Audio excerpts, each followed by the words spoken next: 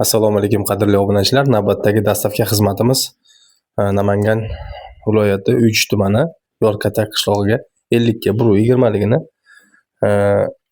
oshxonalarga joylashtirib ishlatib berdik. Shunday ko'rinishda akamiz juda mehmondo'st ekanlar. Chiroyli holatda bizni kutib oldilar. Alloh rozi bo'lsin. Rahmat. Amin, amin. Aka, buni ishlashini bir ko'ringchi. Ko'ngildagidaymi? Internetda ko'rganingizcha bormi ekan, bir ko'ringchi. Qaraysiz. Gap yo'q. Internetda aytilgancha bor ekanmi o'sha? Bor ekan. 2 yildan beri poylaymiz-ku bu internetda. Biz anchadan beri kuzatib yurar ekanlar akamiz. Yaxshimi? Xudo xolisa yana qolgan xonalarga ham Inshaalloh. Yaxshi kunlaringizga xizmat qilsin aka. amin, amin.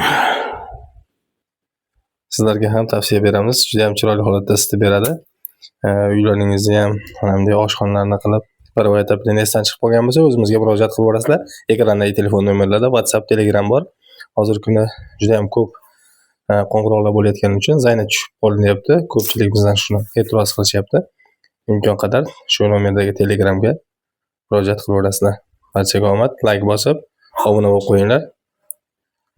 Instagramda bizga podpiska bo'lganlarga chiroyli qilib narxlarda skidkalar bilan qilib beramiz. Uni sizlar qilib beramiz, xudo xolisa.